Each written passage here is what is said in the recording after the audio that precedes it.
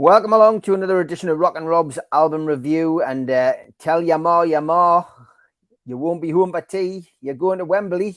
Finalists, Gateshead. Well done, mate. May the 21st, Halifax Town, I believe.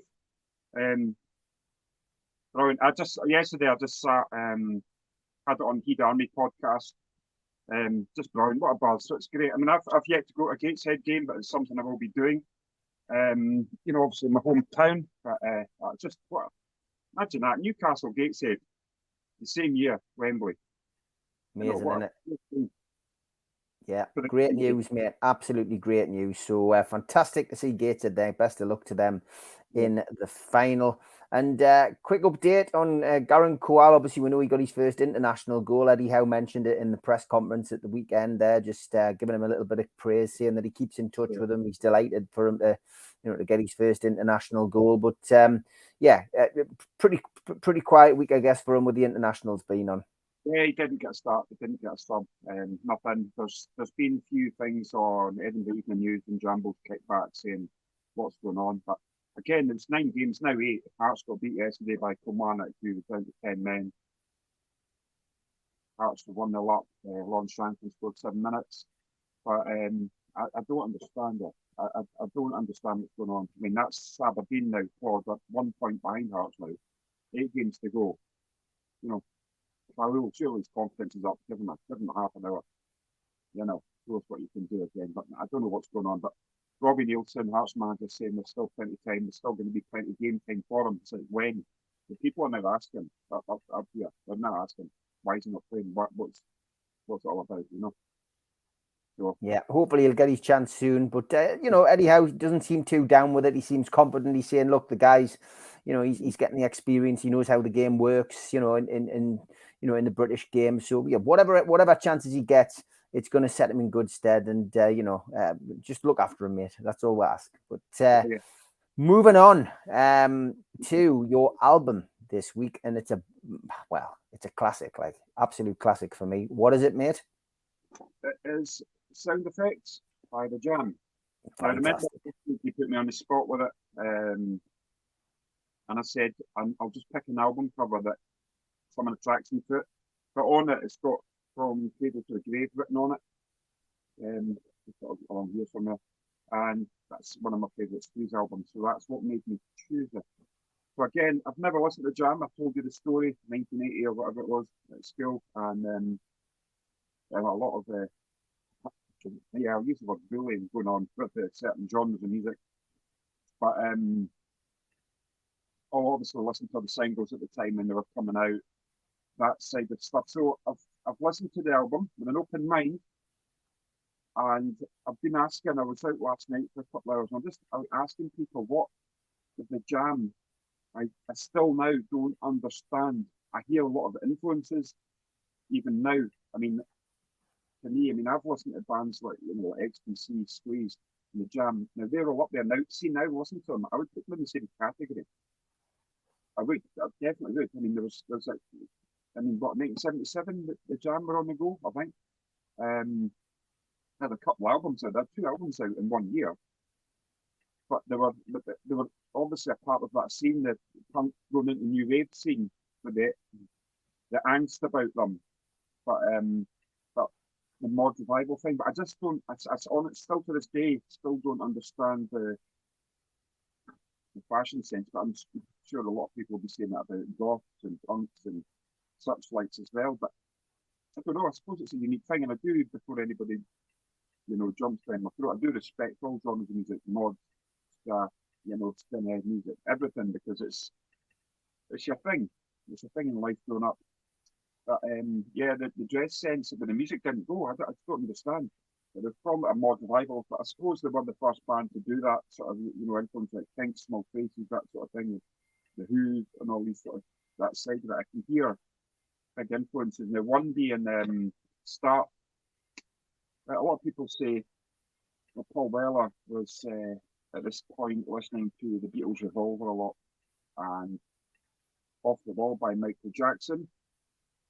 And I hear I was in the record shop in Montrose up here, called More Fidelity Records, great shop, and actually handed in this record to him about 2-3 weeks ago. And I said, I've got a Jam record, I can't have this in my collection. So now, funnily enough, 2-3 weeks later, here I am. But Neil, the owner of the shop, he said the Taxman was like, the Start was like Taxman. And I never thought of it like that before. And I thought, so it is. I just never picked up on it. But I also think it's a hell of a lot like Pump It Up by Elvis Costello.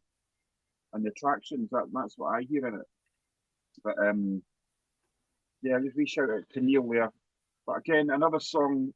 There's actually 2 songs that I took to. One was called Dreamtime. Now the intro to that's very good. It's all like very atmospheric. Great intro. Get a good song, good drumming to it as well.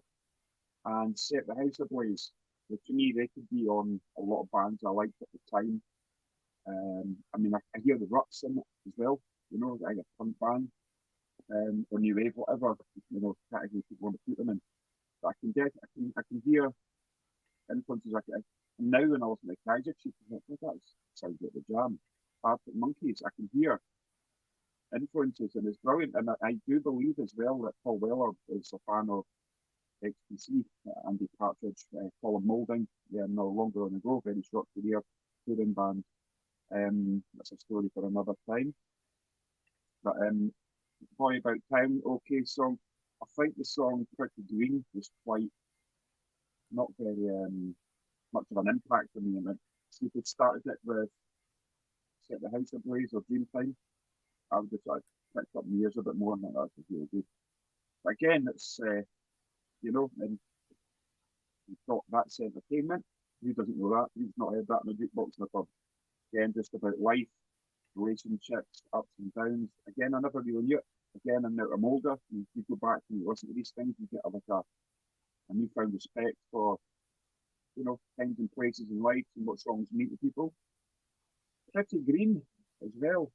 It's another bit thing I picked up. Craig our singer in their band, he said that's William Gallagher got his clothes shop, or his label for his clothes, sort of like mod influence. That's where he got the name from. Pretty Green is about money. And again, the only top I could think for today was this Union Jack behind me, because I thought what the mods, this is what I remember, and it was the Parkers with the targets and on the back of them. So this is the only sort of prop I could have. Like I say, I don't have the album. I made this laminate that Neil's got from the record shop. Music for the Last Couple was okay, good song. Boy About Town, it's okay. I mean, out of 10, again, you've got Start as well. I mean, that's the bass thing. You hear that. I like the sharpness and snappiness of a lot of the songs. The drumming as well. I quite like the drumming. Very good. It was like we could have drummed for, a heavier band. It's very sharp, very snappy. So I think today I've been watching him doing like Q&A things. An evening with, I think it's Butler. I think that's his name. Can't remember his first name. But his drumming was, very. Yeah, I would rate him. Obviously, no. But great drummer, very sharp. Lovely the hi-hat work. But yeah, that's my review on it. I mean, out of 10, I've 7 out of 10 for it. But I like the names of the songs, but I'm different now. Again, it's another one. That's Entertainment. One of the other singers before he passed away, Jeffrey Lee Pierce, it's 27th anniversary. He's passing 2 days ago. Last time somebody seen him, Jeffrey Lee Pierce giving his card, and then there you go, there's a wee something for you. It was just a blank card with That's Entertainment on it, and it was the last time his friend seen him. So again, for that, to me, That's Entertainment that pulls me in that direction. But music for the Last Couple, Man in the Corner Shop, they've short stories as well. I would imagine based around where Paul Weller already grew up. I'd imagine you were based again. I've listened to it for the first time in my life. I've listened to the album 3 times right through, and this is just what I'm picking up on it. But definitely got a legacy with, I'd say, indie bands, new indie bands, 90s indie bands, 100%. To the fashions as well, obviously the mods, the Carters with Ian Gallagher's short called Pretty Green. It's all about money, but it's Pretty Green reminds me of a very early Pink Floyd song, probably off Relics album. But that's my review of Not my favorite Jam album, I've got to be honest. I mean, there's a couple of good songs on there. Pretty Green's quite unique. Great, it's simple, a simple song, I think. Monday is, I think I've got to be in the right mood to listen to that one. I do like, but I'm different now. I think that's a Jam classic. I think Set the House Ablaze is another good one as well. It's a bit like, there's a couple of songs which spring to mind, which are just great guitar songs, which Bruce Foxton, makes that song come alive. Starts a classic, a Weller classic, and completely ripped the Beatles off. We know that, but not be the first time and not the last time that somebody actually does that. And I think the Beatles, took it as a compliment. That they chose to use that particular riff. That's Entertainment is Weller at his best. That's one of Weller's anthems for me. The B side, the second side, I that's what lets the album down for me. I'm not a fan of Dreamtime. Man in the Corner Shop's a good one, but then music for the last couple, Boy About Town, Scrape Away. It's a weak second half for me, and it's definitely, yeah. I know Jam fans who swear by this album. They love it. It's one of their favorites, but it's not for me. And I think there's far better albums out there. For me, All Mod Cons and Setting Suns are the far superior albums. There's better songs on there. There's some great stuff on there. But look, I'm a Jam fan. I've got it in my collection. I've listened to it on numerous occasions. And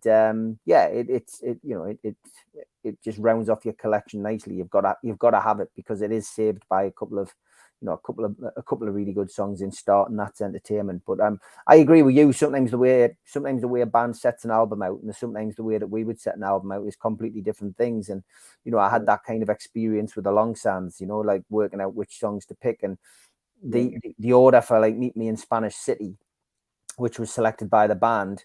When we gave it to the radio plugger, he wanted to go with a completely different way of putting the album together, and it's all about conversations and communication between the band, the manager, and who you take advice off. But be interesting to know who picked that way of doing it. Was it a band decision, or was it was it Weller who decided that's the order these songs are going to go into? It's certainly going to be, certainly one for, a bit of investigation. But no, listen, the first time you've listened to it and you've picked out a couple of songs there, it's always interesting to hear other people's views. Yeah, I mean, I would have opened with Dreamtime going into Set the House Ablaze. And I think that would give it a total different dynamic. I mean, again, a couple of reviews I'd seen, a lot of Jam fans were saying that was this the album that gave them the Jam sound. But and I think I'm not sure, is this a third album or fourth album or something?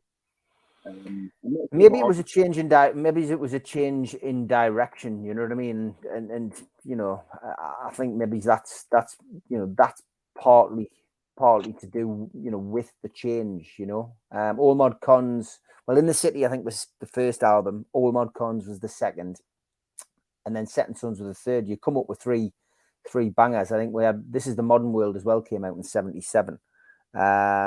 Sound Effects was later. It was 1980, and then of course The Gift in 1982. So you are right. Maybe it was that first change in direction, and that was ultimately what led to the Jam splitting in 82. But yeah, I mean, I am going to urge you now, if you haven't listened to the others, go and listen to Setting Suns and go and listen to All Mod Cons if you haven't already, because those two albums are far superior. And I think you'd probably understand why there's such a kerfuffle about the Jam back in the day. But you're also right that there was that little change in music between punk and new wave, and the Jam were always described in those early days as new wave. But when you listen to In the City and you listen to This Is the Modern World, there's a lot of heavy punk influences. They were influenced heavily by The Clash. you know. So it's fascinating. They came along maybe just at the wrong time for, you know, but then they did transgress. And I mean, Weller's had a fantastic career after that. I grew into the Style Council. I was completely against them when the Jam split. I just wouldn't listen to any of their stuff, and but I've got into them in later life, and I forgive Weller for splitting the band up. But I do like his solo stuff, his early solo stuff, you know, Stanley Road, Wildwood, and all of that kind of stuff. Fantastic, and I think he's just got a little bit too into himself in recent years, and I'm not a fan of some of the new stuff that Weller's done. But again, could be a grower. I might get into it in later life. Who knows? But yeah, it's fascinating. From the Jam, they're good. Yeah, I've seen them. I've promoted them, of course. You know, I promoted them for 7 years in Newcastle. Russell Hastings has done a fantastic job as the front man. Of course, Bruce is still involved. Rick took a sidestep after being involved with him in the early days. But yeah, if you want to get a Jam experience, then go and watch From the Jam. They've recorded some new stuff as well, which is their own stuff. Bruce and Russ sharing the writing duties and etc. So yeah, if you want a Jam experience, go and see them. I haven't seen them, for a few years now, but yeah, I had some enjoyable nights promoting them, mate, which was great. Yeah, I've watched some of the stuff on YouTube.